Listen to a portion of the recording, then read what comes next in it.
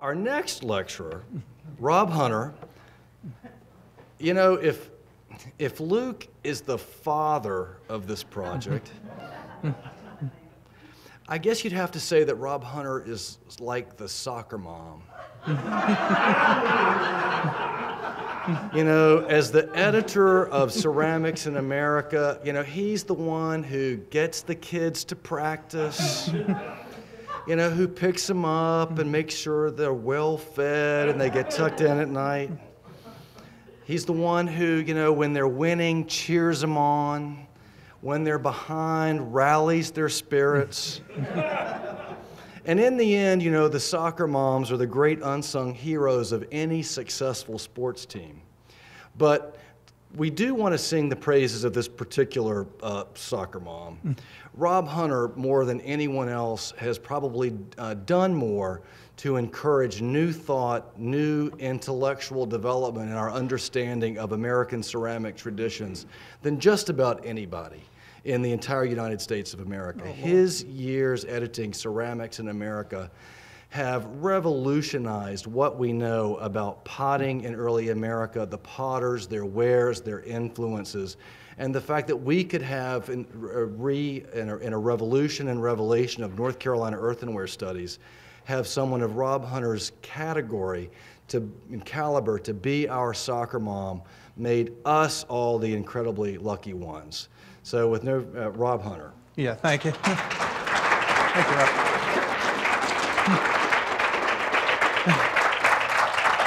Yeah, thank you, Robert. That was too nice, and it's good afternoon, everyone. It is a pleasure to be here, and it's been a real privilege to have been part of this monumental reassessment of North Carolina earthenware. As we know, the success of this project was a result of so many dedicated folks, many who've spent most of their entire life involved in the topic. Now, they say confession is good for the soul, and I want to come clean from the outset here. And this is a personal, I want to say something about my personal involvement in this project. Maybe not this personal, but it's a dark secret anyway I need to share with you. Now, as editor of Ceramics in America, many people assume I have some credentials to dive into almost any American ceramic topic.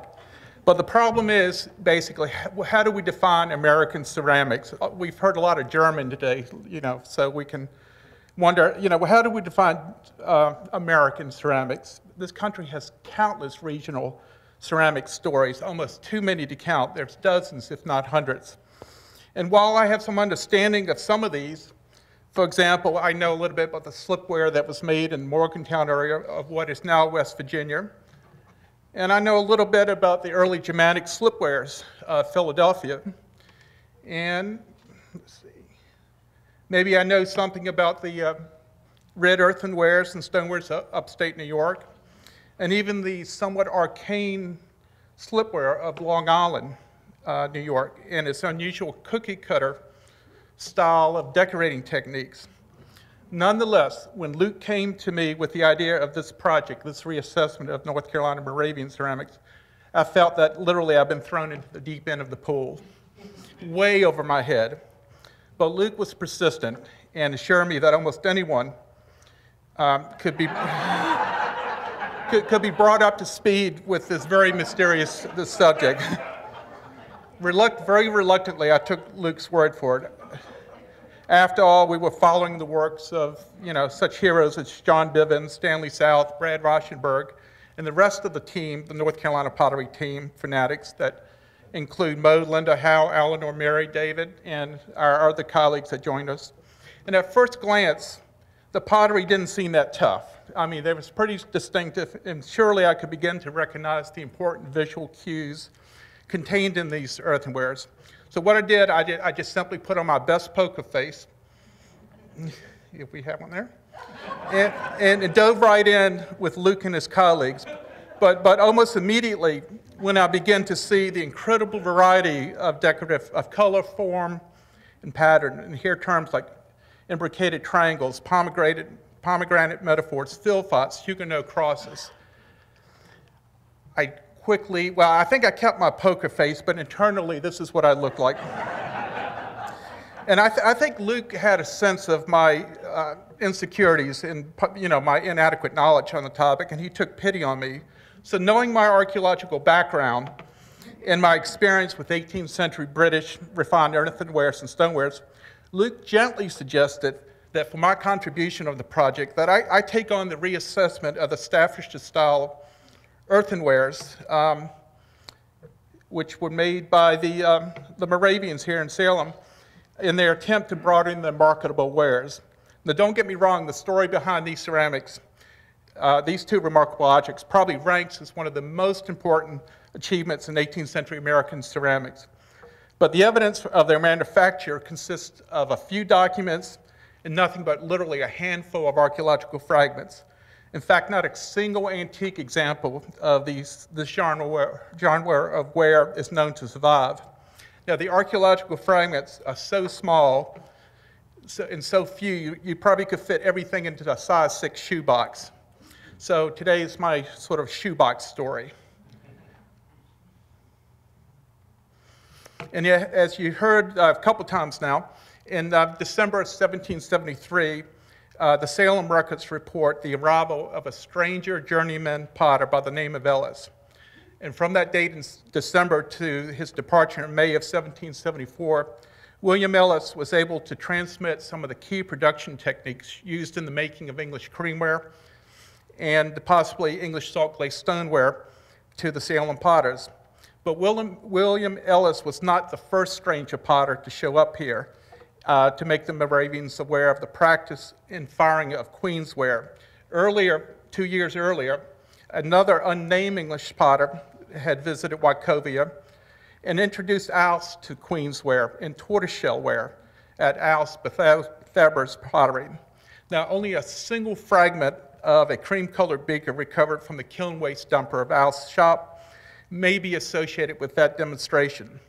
So while that individual was not invited to stay very long, his technological expertise did have an effect on the Moravian community, perhaps whetting the appetite of many to manufacture these fine wares themselves instead of relying upon these imported English wares. So at first glance, this seems like a good place to jump off and to begin to work on my shoebox of fragments of these English fine wares, or as the Moravians refer to it, the English fabrique. But first, I want to review several important archaeological concepts that I always keep in mind with any American ceramic topic or analyses that I take on. American history is first and foremost a story of adaptation and appropriation. American potters were usually immigrants who brought old world technologies to America, where the potters had to adapt to the local environments. Here they looked for clay sources, materials for glazes, and even new fuel sources to power their kilns.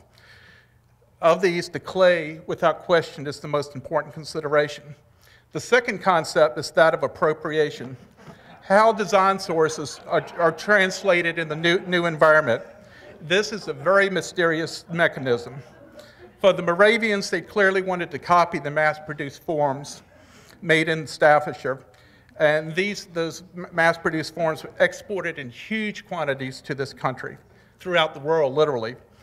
And so we want to keep this concept in mind, this process of copying and what it meant to the potters, and perhaps even more important, what it meant to the potential consumer of these wares. One excellent example of how this concept occurs is with America's earliest stoneware factory. This is the kiln excavated at the William Rogers Pottery in Yorktown, which he began there in the 1720s. Now, we know Rogers himself was not a potter, but he brought his labor force, which were convict laborers, from London to man his pottery. Now, in general, potters tend to get into a lot of trouble. They're just generally troublemakers. So Rogers relied upon these convicts brought in from London but nonetheless, these were probably highly trained London potters nonetheless. And their American-made products reflected this training. On the left is a Rogers-made stoneware mug, and on the right, virtually indistinguishable to my eye as an English-made product of the same time and the same period. And this is not always the case with American-made ceramics, but again, this is one of the earliest examples of a direct appropriation where English potters are working on the American soil using American clay and other resources here. Now, another concept I want to introduce or to further that usually guides my research requires me to put on my anthropologist hat, and that's the best I can do there. Now, as I've alluded to, potters are, well, I don't know if I'm going to say it, potters are a very unique class of people. Studies of ethnographic groups throughout the world tend to show that potters exhibit shared temperaments and assume important roles in their given societies. The famous, now this is a serious slide. The famous French anthropologist Claude Lévi-Strauss study has classified pottery as a jealous art. Now that may seem a little strange, but he sees potters as the keepers of the magic of making pottery within a given society, and that clay itself is a magical substance, and these potters embody that ability to create something out of nothing. Now, as a result, and this extends to groups through all time periods and from South America, from many, many ethnographic groups. So I think we can extend that to our American potters, as we should think of them as magical beings and classified almost as deities unto themselves. Now, and this is probably the most important concept I'm introducing today, I don't think it's a coincidence that the word potter shows up in the context. Our most famous wizard, contemporary wizard of the day, is aptly named Potter.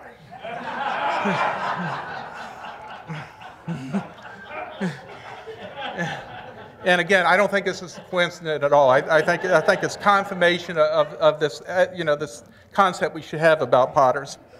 Now, as a result of this culture, of their cultural positions, potters tend to act as individuals. They really do not play well with one another. And you may think this is a little too esoteric for today's discussion, but I think if you married allude to husband and wife teams who are strong individual potters, even though they work side by side, they still retain their own idiosyncratic ways of doing things. But what I hope to demonstrate today is how this was a factor in the Moravians' attempts to produce Staffordshire pottery. Now, there are also some basic historical factors we have to consider that underpin this story. The Germanic potting traditions that Godfrey Alst and his colleagues, his associates, used in Wachovia were primarily based on the potter's wheel. Let's see, and we have seen that several times now. Now, the wheel-thrown technology, virtually all the Moravian forms were made on the wheel, from the jugs to the dishes to the jars to the candlesticks. In very stark contrast, however, the 18th century world of British industrial ceramics revolved around mold making to mass produce their wares. The great industrial potter, Josiah Wedgwood, had elevated the Staffordshire potteries to that almost of a forerunner of Henry Ford's assembly line. These great factories relied upon a division of labor to produce their wares. A single teapot might have required a half dozen molds to produce its individual components, which were then assembled by hand. And again, I want to thank Michelle Erickson for, anytime I actually want to learn anything about ceramics, all I do is watch Michelle and what she does, because it just becomes so clear in her efforts to reproduce the things that she does. And in this case, you can see the number of molds that are required to make the teapot I just showed you. A mold for the spout, a mold for the handle, a mold for the body, a mold for the lids, et cetera, et cetera. So in the 18th century in Staffordshire, ceramic production was no longer an individual potter turning away on his wheel, but it was a factory of up to a dozen individuals producing a single object, from digging the clay to firing, all the way up to packing and shipping.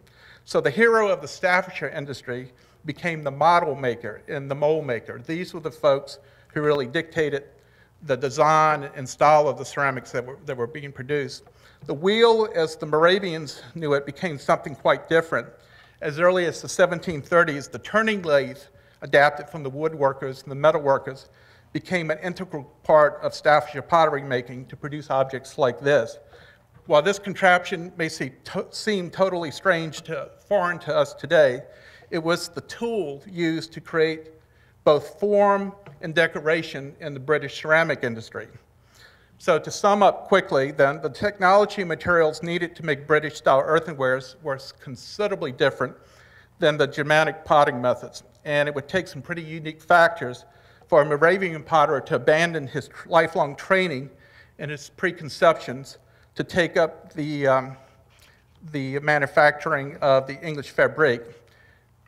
Now, without question, the single most important historical component of our story was the immigration of the master potter from Staffordshire, John Bartlam. John Bartlam leaves Staffordshire in 1763 and shows up in Cainhoy, just north of Charleston. And there he left Britain to take advantage of the market in American clays here. Now, the British ceramic industry was highly competitive and its secrets closely guarded. So in 1763, when John Bartlam sailed to North Carolina, it was seen as a defection of the highest order by Josiah Wedgwood. Wedgwood knew that America was the place to be since the market was here and we had wonderful clays that really were not being exploited for use in England. Now, thanks primarily to the research initiated by Brad Reichenberg, the former director of research here at Old Salem, we know that Bartlam first arrived at the settlement in Cainhoy in 1763. Now, his research provided the impetus for the early 1990s archaeological excavations by Stanley South to actually discover the site, the remnants of Bartlam's first production site there in Cainhoy. Now, these fragments are included in the exhibit. Again, they're very tiny, they would fit in your hand, and they're sort of, they're difficult to see unless you stop and look at these, but these are the holy grail of the type of Staffordshire wares I'm interested in. They really, really bear close inspection, so stop by and genuflect, at least when you pass that case. Now, South and his colleagues recovered creamware fragments made from the local clays, which were on par with the quality and variety of the earthenware produced in contemporary Staffordshire factories. The broken fragments found in South's excavations illustrate the range and diversity of what Bartlam was able to produce in America, indicating that he had mastery over the most prevailing ceramic fashions and techniques of the period. And although the actual kiln site has yet to be discovered, the sophistication displayed in his products suggests that Bartlam must have brought with him his own toolkit of hand tools, molds, wheels, and lathes. Now, a large quantity of bisque sherds found at the Cainhoy site confirms the production of press-molded plates. Many of these patterns, commonly associated with English white salt glaze, were produced with this very distinctive green glaze, again, almost virtually identical to intact examples of English wares. Other fragments, and this is another example here of an English, this is what they were actually making in Cainhoy, this type of ware. Other fragments demonstrate that Bartlam was producing these sophisticated press-molded pineapple and cauliflower wares. Again, virtually identical to the English examples. And here's an English example of a cauliflower ware. These vessels from a pineapple pattern tea set were actually excavated in the Charleston area. And this was a pattern very popular in colonial America. Now, the evidence suggests that these could be English examples, but Bartlam certainly made similar things, and research is pending at the moment whether they could actually be Bartlam examples made in Cainhoy and used in Charleston. And if that's the case, these would become extremely important archaeological relics. Now, there's some evidence that Bartlam was also producing unglazed red stoneware. And you can see here the pineapple version on the left and the creamware. On the right is a pineapple version of red stoneware. To my knowledge, not a single example of an English red stoneware pineapple pattern has ever been made. So this could be a uniquely American manifestation of using a pineapple type mold with with the red stoneware. Now, other unexpected ceramic types that showed up in cane hoary included these fragments of press-molded figures, again, similar to this English example. Also found were a number of creamware animal figures that were the stock in trade of the Staffordshire industry. It's really almost hard to believe that these are American-made fragments, but Bartlam clearly must have brought lots of these different molds from his homeland. So with this evidence, and again, a lot of these small fragments are included in the exhibit, but with the evidence I have shown thus far, John Bartlam was producing ceramics that were on par with the quality and variety made in contemporary Staffordshire factories. Now, this discovery led Stanley South to proclaim loudly that John Bartlam was America's first creamware potter. But in addition to producing creamware, documentary evidence also suggests John Bartlam was producing another type of ware, actually a porcelain. And if you read the advertisement here, it says a China manufactory and pottery is soon to be open in Charleston. And in the 18th century, there's a huge distinction between China and pottery. Pottery is always earthenware and stoneware. China always refers to porcelain.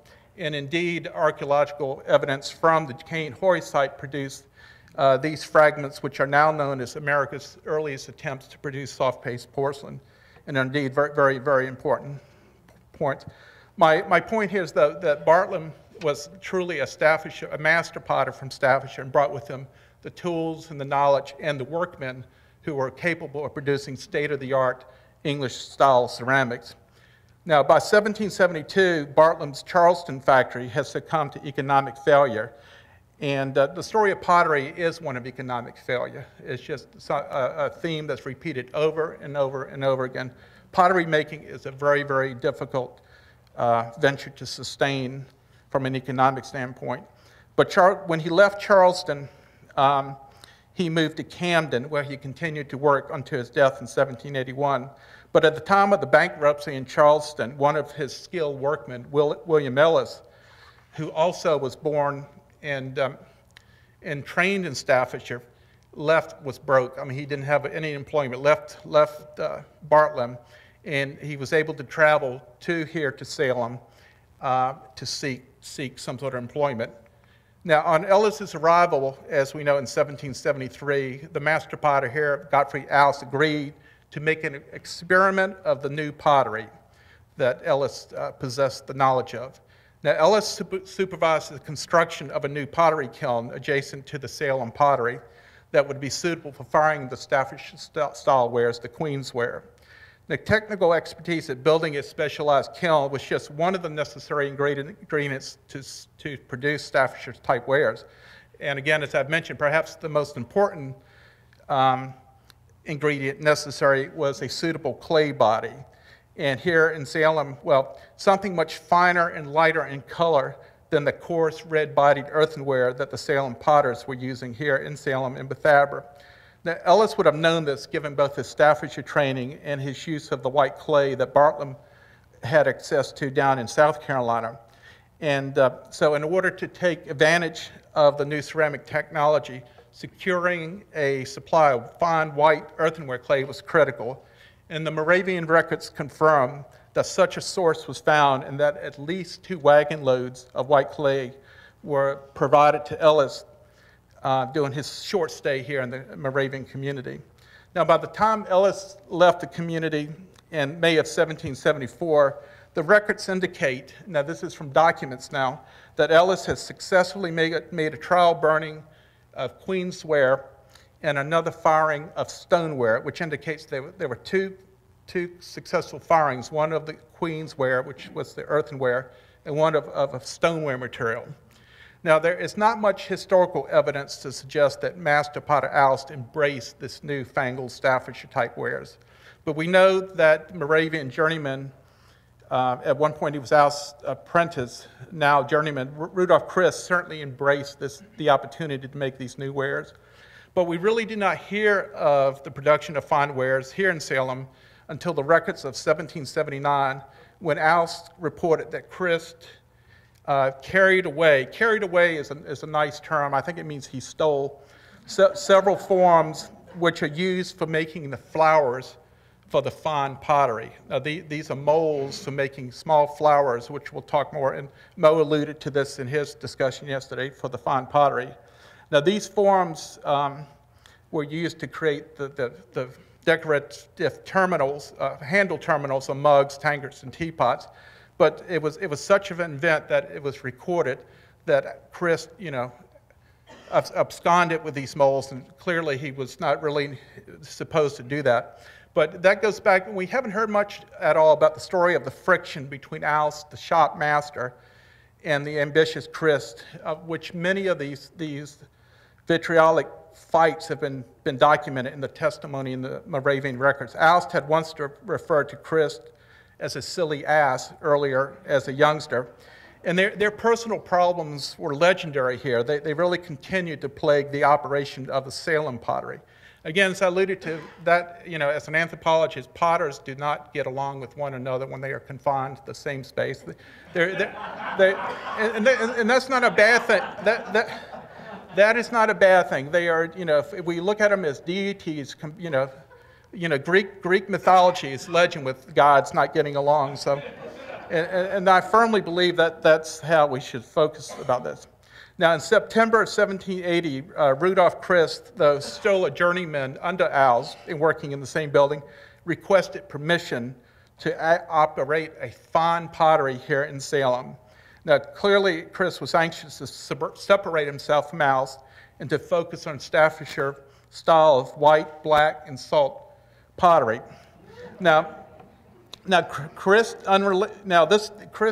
These were unrelenting requests to start this pottery, and it took many, many petitions and a lot of time. But in 1781, permission was granted, and of particular significance, Chris would be responsible for preparing his own clay, and he was to erect a fence separating Al's workspace from his own.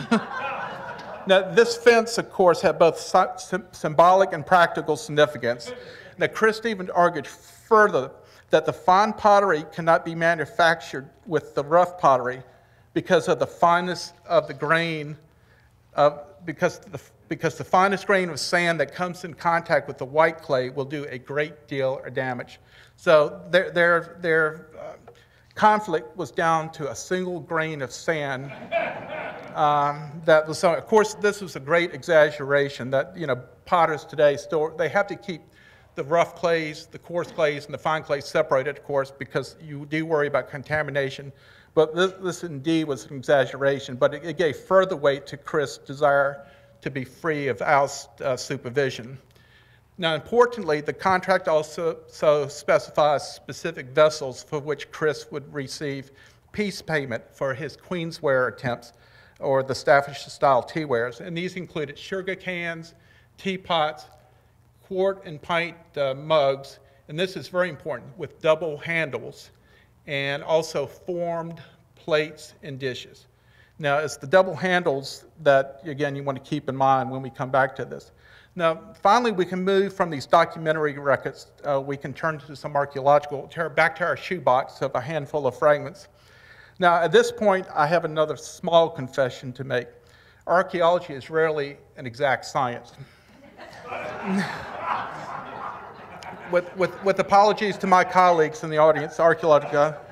Now, while it would be nice to point to an object found in the ground and say, this is May of 1775, that rarely happens. Typically, when we find an object, if we're lucky, we can pinpoint it to a few years period, or even a decade or a couple decades, but it's very rare we can find anything that results from a very, very specific incident. Now, in the case of the materials excavated in the Salem pottery, there has been historically some substantial disagreement as to the interpretation of when and who made these fragments. And again, Mo brought that up wonderfully yesterday. So there is still some disagreement as to who made what when. We do know that Stanley South located the archaeological remains of the so-called experimental kiln doing his 1960 excavation along the property line on Lot 49. Now, most of the kiln structure, unfortunately, is contained on Lot 48, the adjacent property, and has yet to be archaeologically explored. Now, to me, this is probably one of the greatest, has greatest archaeological potential of any American ceramics site. So I'm going to invoke my inner Sakamorum and just say, dig, baby, dig, Mose. We all are waiting for the answer. Okay. Now, the limited archaeological excavations have turned up fragmentary ceramic evidence of Ellis's contribution in introducing the Staffordshire ceramic technology to the Moravian potters. This bisque meaning it's been fired once, is an English-style mug, embodies several important technological attributes of the Staffordshire pottery production methods. Now, beyond sort of the white clay body here, which is quite different than the red earthenware we see on the other Moravian products, the use of a roulette wheel to create the beaded molding on the lip, which Michelle demonstrated yesterday, and the base, the mold, we have roulette decoration on the lip and the base of the mug is particularly significant. And both the molded, and here we see it on the base, and both molded and rouletted elements were incorporated in the production of this very ambitious teapot here. In fact, this amazing object, although an archaeological relic, is perhaps the best surviving expression of the successful transfer of Staffordshire technology to the American environment. This piece failed during the final glaze firing. In other words, when the pieces were fired twice, once to the bisque, the liquid glaze was put on it, then it was fired again to the final form. And this piece must have failed during the final glaze firing. Either it got too hot and cracked, or some other catastrophe befell it. But note the glaze here. It's an application of a manganese oxide to simulate the tortoiseshell glaze. Now, it's important to note that both the mug and teapot have the double handles, which had been referred to in this 1781 agreement. These twisted strap handles were extruded through a prepared die, and the applied floral decorations at the terminals here were made from little appliques taken from a plaster mold. By way of contrast, you show these handle terminals here on an English creamware example. And the use, when Mo showed this yesterday as well, the use of a sprig mold to make these repetitive elements was really a hallmark of Staffordshire hollowware production during this time period, which I would say runs between 1770 and 1790. This type of applied terminal applique was used virtually on almost all Staffordshire creamware. Now, this mold was found here in Salem. It may actually represent what we'd like to think it represents, the very one that Chris removed or stole from Allis's pottery in 1779. And I think that by virtue of the fact that Chris actually carved his initial into this mold is a very, very symbolic act of his desire to literally carve out his own identity here in the Salem pottery. Now, several other types of Staffordshire type mug. You want to say this looks like a Staffordshire type mug, but in reality it looks nothing like a Staffordshire type mug in terms of the glaze, and it really is sort of clunky. But you can see it twisted double handles here with the use of the roulette around the lip. Here's another example of, again, these are failed pieces. And this pint mug fragment, part of a kiln accident, retains the crispness of the roulette's impressions frozen by fire in the soft clay here. And if I had to take one piece home from this exhibit with me, this would be it. This is just so evocative of the attempts to make the Staffordshire wares here, and it's just captured and frozen in time by this mishap, but it really speaks to me. And that doesn't mean I wouldn't take some other pieces and sell them. As a dealer, I can do that, but this has very personal meaning to me. Now, as Michelle showed yesterday, a roulette is a very simple device to create repetitive patterns very quickly. And later on, this device, as she has suggested, may have been used in the production of the models for the squirrel bottles. Now, here are two other bases, archaeological fragments showing the rouletted treatments. And here's a straight-sided mug that shows the use of a roulette around the rim. But more importantly, if you look closely, I suggest there is some other evidence that may be of interest, at least to me anywhere. And this is evidence of lathe turning, as I had alluded to earlier. Bartlam clearly employed the lathe. Again, this is a horizontal turning of a clay, of a form on a horizontal thing to trim and to shape and to decorate pottery. Again, the lathe was the essential item in Staffordshire pottery. Now, the inventories here at Salem have, none of the pottery inventories list such a device being used by Chris, but and this is just an example of how a lathe may have been used, horizontally and kind of marks. These are decorative marks, but you can get a sense. They definitely leave evidence, and you can see how the roulette was used here horizontally as well. And if you look back closely at the Salem specimen, not only do we see the roulette, but hopefully you can see the horizontal lines about an inch apart up and down the body here. To me, this is evidence of a lathe being used here in Salem, even though we don't have documentary evidence for that. Now, in general, other than the 1781 contract with Alst, in these few fragments, this is it, we have very little direct evidence of the fineware produced by Chris in Salem. So in 1786, Chris finally gets the opportunity to become a master of his own shop when he moves to Bethabara to set up shop there for a 3-year period. There he is by himself, finally in charge and able to do whatever is necessary, whatever he wants. Now, during the 1966 excavation of the waster dumps that Moj described yesterday, Stanley South recovered a number of vessel types characteristic of Chris' production of fine pottery at his Bethabara shop. Among them were molded plates in the so-called queen shape, these beakers and mugs with a simulated tortoiseshell finish, and bowls and deep saucers, again, also decorated with a simulated tortoise finish. Now, these finewares, so-called finewares, are really significantly different than the ones we had just seen, the fragments from Salem. And there are no evidence of the sprig-molded handles or double-handled wares whatsoever.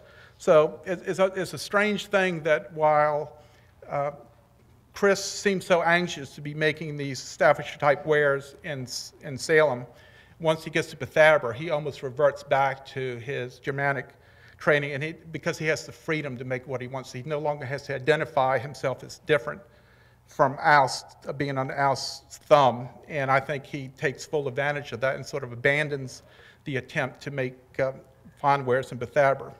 Now, the exceptions perhaps are these tea bowls. These are somewhat fine tea bowls, and they are made with a white clay that are nearly identical in form to period creamware examples, but they have this unusual thick brown glaze. And again, by way of comparison, these are English examples in the Wealden type thing. Now, going back to 1781, when Chris was in Salem, we know he was making formed plates and dishes. Now, this is a page from the Leeds pattern book showing 4 different plate shapes, the queen shape, the royal shape, the feather and shell edge shape, that were the archetypal shapes made in the creamware industry. And these are some intact example of English versions, some other ones.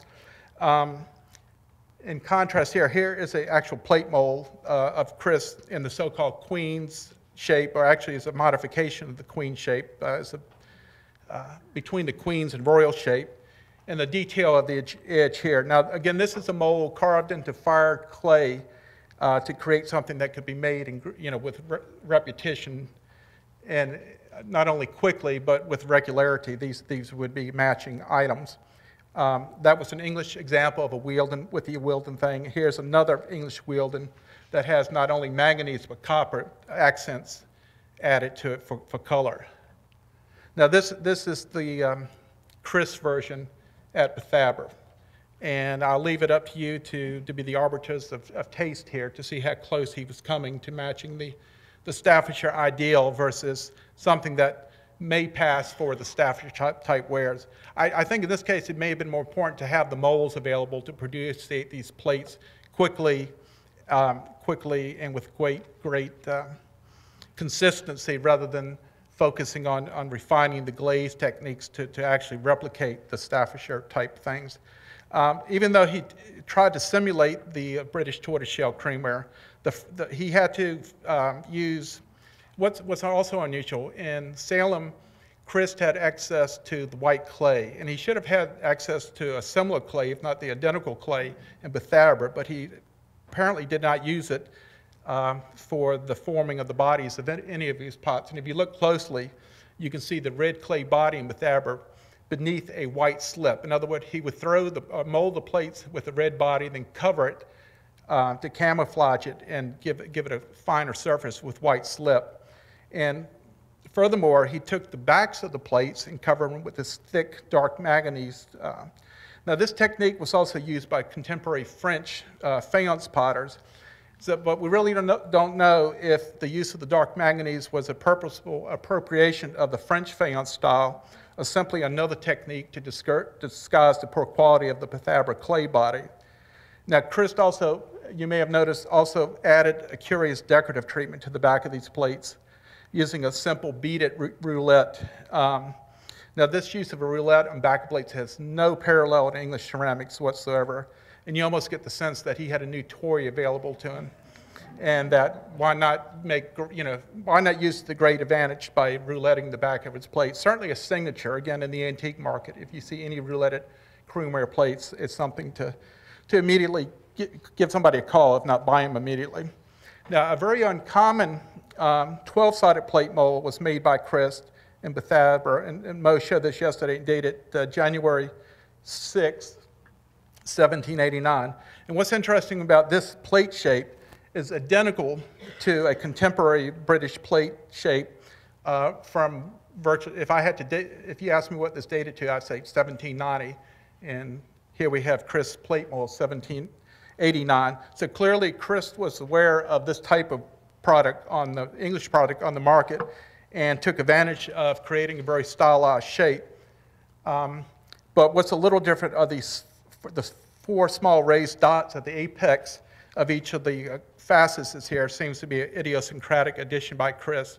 Now, no fragments or bisque fragments or glaze fragments from this mold have ever been found in Salem or Bethabara. Now, one of the mystery remains, why was Chris content to use the imperfect clays at Bethabara for his simulated creamware? We know that he had, as I mentioned, white clay available to him at Bethabara. One answer, perhaps he did not have the equipment necessary to wash or refine the clay down to the consistency that was necessary to produce the fine wares. And perhaps that equipment was still stored up here in Salem, and Chris had no access to it while he was in Bethabara. And he also knew that Salem, perhaps too, he knew Salem's master potter, Ellis, was in poor health, and perhaps Chris just chose to make do with what he had in Bethabara without engaging in any more issues with Ellis until he could return to Salem and his better equipped pottery. Now, Ellis, he dies in 1789, which paved the way for Chris' return to Salem, now finally as its master pottery. The records show that Chris was bringing back to the Salem pottery 40 plate forms, suggesting, now that's a lot of plate molds, suggesting a sizable number of press molded plates were being made at Bethabara in that 3-year period between 1786 and 1789. Now, these excavated bisque fragments, again, these are from Salem now, show the much finer clay body was again being used here in Salem. Now, although the body was not perfectly white, sometimes a very fine slip was added to this too, but it still gave it a much more Staffordshire-like finish. And you can see the slip being applied over the bisque ware there. And you can see these are much closer to the Staffordshire prototypes or the Staffordshire models, archetypes, and again, very, very close to the desired look if one indeed was trying to make exact copies of these things. Now, what's unusual, despite the large quantities that must have been produced at Salem and Bethabara, no antique examples exist on the market. Now, hopefully when Chris came back to Salem, his aspirations continued to create in perfect Staffordshire-like ceramics. But he must, now that he was the sole pot master here, he must have been overwhelmed with orders for the coarse utilitarian wares as well as the decorative slipwares, which he, of course, was well familiar with. So even though he may have had aspirations to continue Staffordshire wares, the sheer economics of the situation. Now that he was in charge of everything, perhaps he's lost interest in pursuing the fine wares, and maybe he didn't lose intellectual interest, but it was just an economic necessary to put his efforts outwards. Now, what is interesting, though, there is innovation still going on in the 1790s. Several of these Salem creamer fragments have these hand-painted, again, these literally the size of your thumb fingernail, and it's just amazing what we can extrapolate from these. You can see a little bit of manganese glaze, manganese oxides on those that were used for decoration. In fact, he was trying to emulate this type of manganese decoration, not this particular design, but this style of decoration on creamware late into the 1790s. And even these small bowl fragments have these hand-painted chinoiserie decoration. And in combination, you can see the little swags around the lip of the bowl. That helps us date it to sort of the neoclassical 1790s production of creamware. So he still was trying to produce things in current and fashion into the 1790s.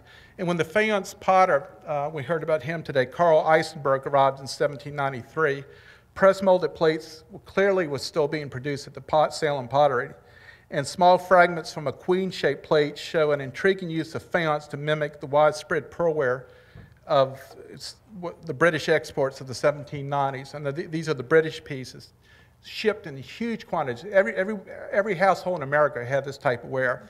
And here we had the evidence, the meager handful. I mean, these barely, these are very small. This is the evidence for Chris trying to be on top of the latest fashion there. Now, there are other, but really, by 1795, though, things have changed drastically. We do have a documentary record that Chris has showed the members of the council here in Salem examples of stoneware that he had fired in a kiln. And although south excavations here recovered saga fragments covered with the salt glaze, it still remains to archaeology to further that story. So again, Mo, dig baby, dig when you can. Now, there are other intriguing issues that await this additional research. Perhaps the most provocative artifact is a fragmentary blackware teapot with its molded crabstock handle. Now, this object is imitating these English jackfield wares, a type popular from the 1760s, well into the 1780s. Black pottery is mentioned in September, going back to 1780s, and it was part of Chris' intention to manufacture both white, black, and salt pottery.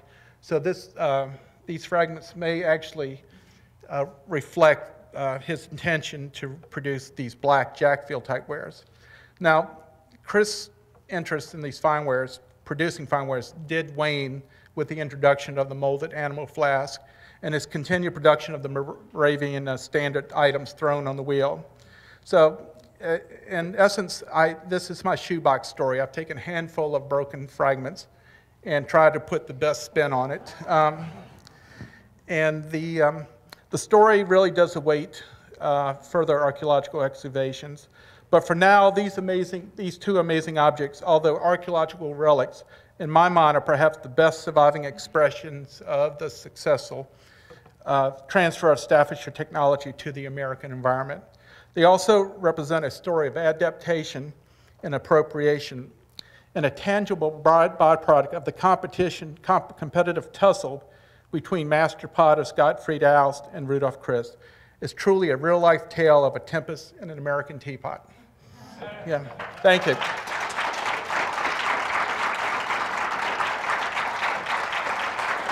Thank you. Does anybody have any questions for Rob?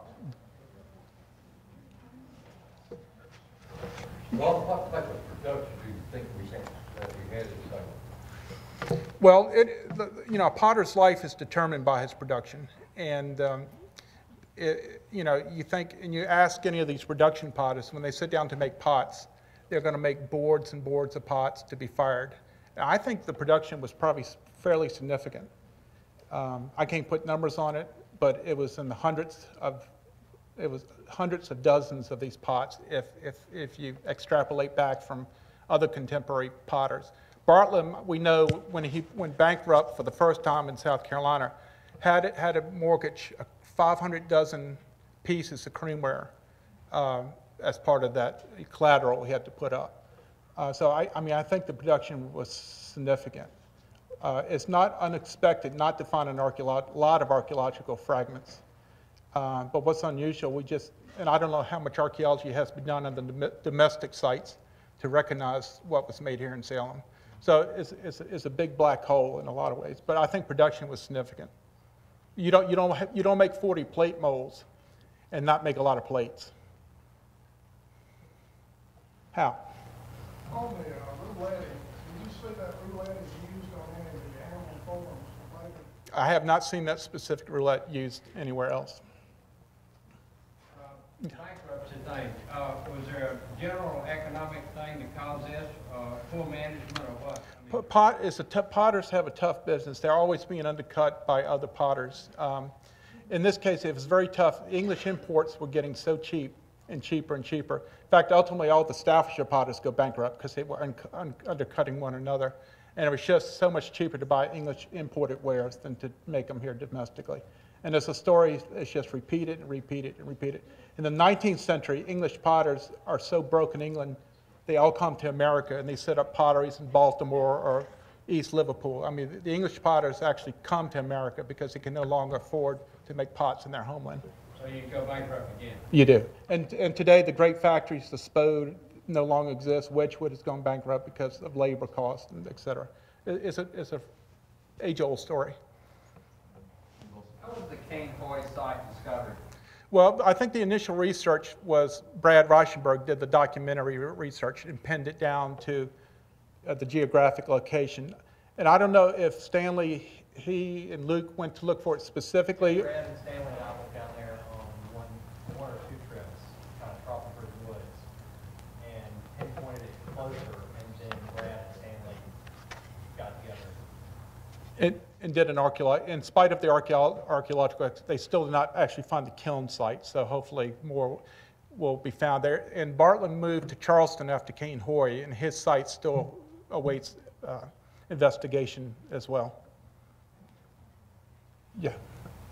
We've known about these pieces for a long time, but how would you identify a piece if you did run across one? Well, but again, this goes back to people who handle these things over and over and over again, sort of develop an initial, they develop an ability to identify these things, and it comes from handling the things. But there's certainly attributes, the coarse clays, the tools used, the handle molds. Michelle's done a lot of work. I mean, a potter is a great person to talk to because when they look at a sprig mold, they're actually looking at the sprig molds as though they were carving the thing. So they're able to see things that, she can recognize a mile away where I would just, say that, that looks similar, but it's really not the same. But if you see anything close, let us know. Don't be shy. Yes, yeah. Let's take our soccer mom. Yeah.